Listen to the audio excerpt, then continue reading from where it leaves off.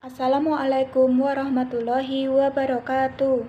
Kami dari kelompok 10 evaluasi pembelajaran akan memaparkan hasil diskusi kami yang beranggotakan saya, Novi Komalasari, yang kedua, Devi Triamaida, dan yang ketiga, Meisa Evi Setioningrum. Yang pertama, kita akan membahas makna evaluasi dalam pembelajaran.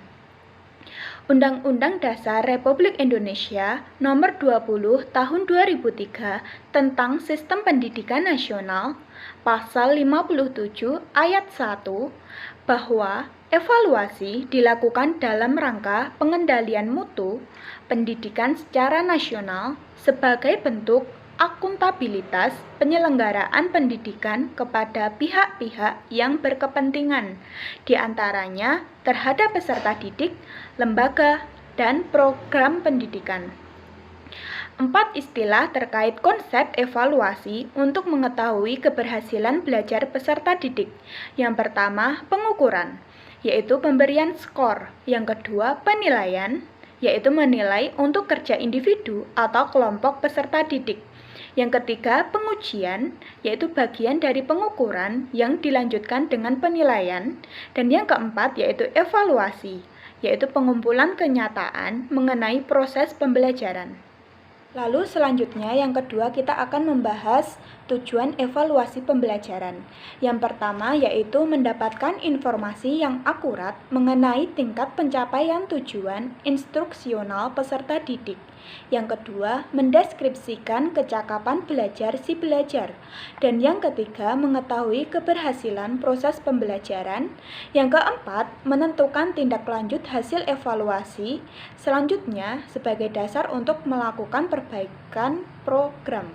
Dan yang kelima yaitu memberikan pertanggungjawaban. Selanjutnya akan membahas fungsi evaluasi pembelajaran. Yang pertama yaitu fungsi selektif, yaitu penilaian yang dilakukan dalam rangka menyeleksi atau menyaring.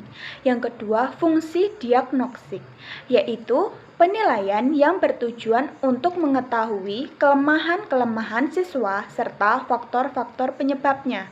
Yang ketiga yaitu fungsi penempatan, yaitu penilaian yang bertujuan untuk mengetahui keterampilan prasyarat yang diperlukan bagi suatu program belajar.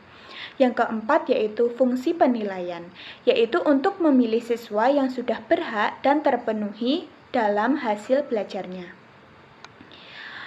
Lalu, maksud dilakukan evaluasi pembelajaran yaitu perbaikan sistem, pertanggungjawaban kepada pemerintah dan masyarakat, lalu penentuan tindak lanjut pengembangan. Proses yang terjadi dalam pembelajaran. Yang pertama, evaluasi masukan atau input, yaitu peserta didik yang telah dinilai kemampuannya dan siap menjalani proses pembelajaran. Yang kedua, proses atau transformasi, yaitu segala unsur yang terkait dengan proses pembelajaran, yaitu guru, media, bahan belajar, metode pengajaran, sarana, dan sistem administrasi. Yang ketiga yaitu keluaran atau hasil pendidikan dan pembelajaran atau output, yaitu capaian yang dihasilkan dari proses pembelajaran, perubahan perilaku baik ranah kognitif, afektif, maupun psikomotorik. Untuk selanjutnya yaitu prinsip-prinsip evaluasi. Ada beberapa prinsip-prinsip evaluasi dalam pembelajaran. Yang pertama adalah keterpaduan. Evaluasi harus dilakukan dengan prinsip keterpaduan antara tujuan instruksional, bahan ajar atau material pembelajaran, dan metode pembelajaran. Yang kedua yaitu keterlibatan peserta didik, yaitu prinsip ini merupakan suatu hal yang mutlak karena keterlibatan peserta didik dalam evaluasi bukan alternatif, tapi kebutuhan mutlak. Dan yang ketiga yaitu koherensi, yaitu evaluasi harus berkaitan dengan materi pembelajaran yang telah dipelajari dan sesuai dengan ranah kemampuan peserta didik yang hendak diukur. Yang keempat yaitu pedagogis. Diperlukan adanya tool penilai dari aspek pedagogis untuk melihat perubahan sikap dan perilaku sehingga pada akhirnya hasil evaluasi mampu menjadi motivator bagi diri siswa. Yang kelima yaitu akuntabel, yaitu hasil evaluasi haruslah menjadi alat akuntabilitas atau bahan pertanggungjawaban bagi pihak yang berkepentingan seperti orang tua, siswa, sekolah, dan lainnya. Selanjutnya yaitu prosedur melaksanakan evaluasi. Langkah-langkah melaksanakan kegiatan evaluasi pendidikan secara umum. Yang pertama, perencanaan. Yang kedua, pengumpulan data. Yang ketiga, verifikasi data. Yang keempat, pengolahan data. Yang kelima, penafsiran data. Hal-hal yang perlu diperhatikan dalam evaluasi pembelajaran peserta didik. Hal-hal yang perlu diperhatikan dalam evaluasi pembelajaran peserta didik. Yang pertama, asesmen ditujukan untuk mengukur pencapaian kompetensi. Yang kedua, asesmen menggunakan acuan kriteria yakni berdasarkan pencapaian kompetensi peserta didik serta mengikuti proses pembelajaran. Yang ketiga, asesmen dilakukan secara menyeluruh dan berkelanjutan. Yang keempat, hasil asesmen ditindaklanjuti dengan program remedian bagi peserta didik yang pencapaian kompetensinya di bawah kriteria ketuntasan dan program pengayaan bagi peserta didik yang telah memenuhi kriteria ketuntasan. Yang kelima yaitu asesmen harus sesuai dengan kegiatan pembelajaran. Asesmen hasil belajar peserta didik harus memperhatikan prinsip-prinsip. 1. Sahih atau valid. Yang kedua, objektif. Yang ketiga, adil. Yang keempat, terpadu. Yang kelima, terbuka. Yang keenam, menyeluruh dan berkesinambungan. Yang ketujuh, sistematis. Yang kedelapan, menggunakan acuan kriteria. Yang sembilan, akuntabel. Selanjutnya yaitu sasaran evaluasi. Sasaran evaluasi hasil belajar peserta didik adalah penguasaan kompetensi. Dalam hal ini, kompetensi diartikan yang pertama, seperangkat tindakan cerdas penuh tanggung jawab yang dimiliki seseorang sebagai syarat yang dianggap untuk mampu oleh masyarakat dalam melaksanakan tugas-tugas di bidang pekerjaan tertentu. Yang kedua, kemampuan yang dapat dilakukan oleh peserta didik yang mencakup pengetahuan, keterampilan, dan perilaku. Yang ketiga, integrasi dominan kognitif, afektif, dan psikomotorik yang direfleksikan dalam perilaku. Mengacu pengertian kompetensi tersebut, maka hasil belajar peserta didik mencakup ranah kognitif, psikomotorik, dan afektif yang harus dikuasai oleh setiap peserta didik setelah pembelajaran berlangsung sesuai dengan rencana pembelajaran yang disusun oleh guru. Selanjutnya yaitu tahapan evaluasi pembelajaran. Tahapan pelaksanaan evaluasi pembelajaran sebagai berikut. Yang pertama, menentukan tujuan. Yang kedua, menentukan rencana evaluasi. Yang ketiga, penyusunan instrumen evaluasi. Yang keempat, pengumpulan data atau informasi. Yang kelima, analisis dan interpretasi. Yang keenam, tindak lanjut. Tujuan dan fungsi penilaian. Tujuan dan fungsi penilaian sistem di sekolah pada dasarnya dapat digolongkan ke dalam 4 kategori. 1. Untuk memberikan umpan balik atau feedback kepada guru. 2. Untuk menentukan angka kemajuan atau hasil belajar masing-masing peserta didik.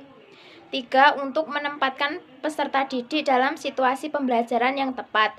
4. Untuk mengenal latar belakang psikologis, fisik, dan lingkungan peserta didik yang mengalami kesulitan belajar.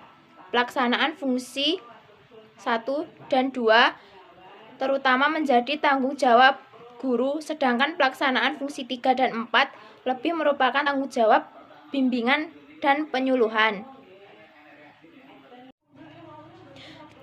H. Jenis dan fungsi penilaian. Penilaian peserta didik di sekolah dapat digolongkan atas 4 jenis. 1. Penilaian formatif untuk memperbaiki proses pembelajaran atau fungsi pertama. 2. Penilaian sumatif untuk menentukan angka kemajuan atau hasil belajar peserta didik atau fungsi kedua. 3. Penilaian penempatan untuk menempatkan peserta didik dalam situasi pembelajaran atau program pendidikan yang sesuai atau fungsi ketiga. 4. Penilaian diagnostik untuk membantu memecahkan kesulitan-kesulitan belajar yang alami oleh peserta didik tertentu, atau fungsi keempat.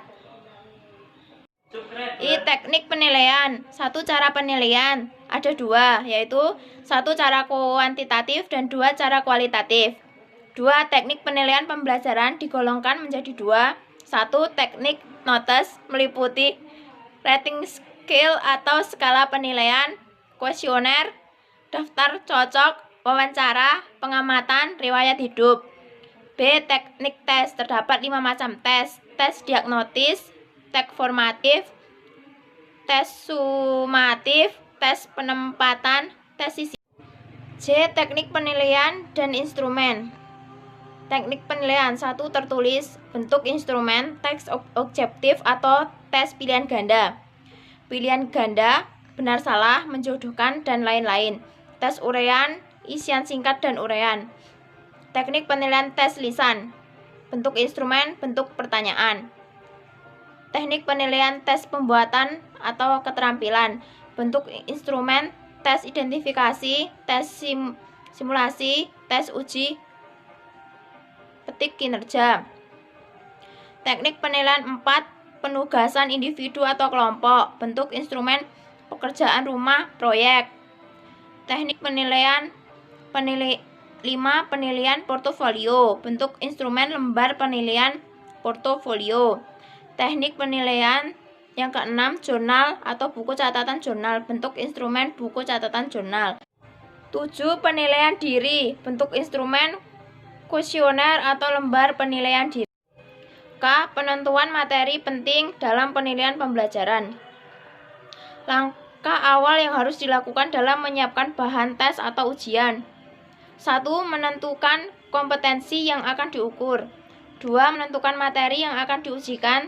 3, materi yang telah ditentukan harus dapat diukur sesuai dengan alat ukur yang akan digunakan, yaitu tes atau non-tes.